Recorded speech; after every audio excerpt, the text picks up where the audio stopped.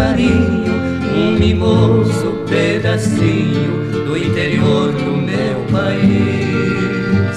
E quanta gente propagou minha cidade, o recanto da saudade, onde um dia fui feliz. Após 10 anos fui rever o berço amado, na história do passado revivi o meu papel.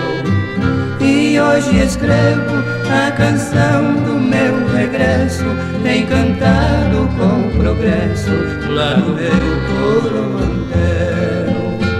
Quem admira e entende minha sorte, ao cantar de sul a norte a canção do meu adeus, entenderá o meu amor, aquele povo que voltei a ter de novo pela graça do bom Deus.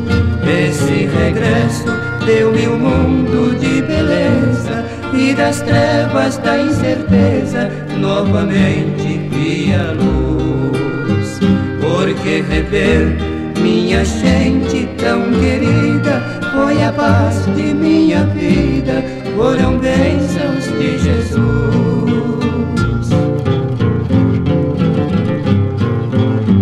Terra dos Castro, dos Rezende, dos Barbosa, dos Goulart, dos Pena e Rosa, dos Machado, Cruvinel, da Ilhéu Ferreira, Aguiar, Moraes Pereira, nobre gente hospitaleira que elevou o Coromandel. Querida terra dos Calixto e dos Caetano, se eu fosse um soberano de poder descomunal, escreveria o teu nome triunfante na estrela mais brilhante do sistema universal.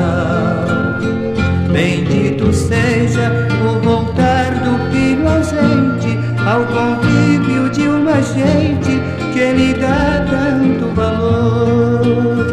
Tanta homenagem recebi em minha vida, mas nenhuma tão querida quanto aquela do interior. Ó garimpeiros, fazendeiros e doutores, nós seremos defensores dessa terra tão gentil.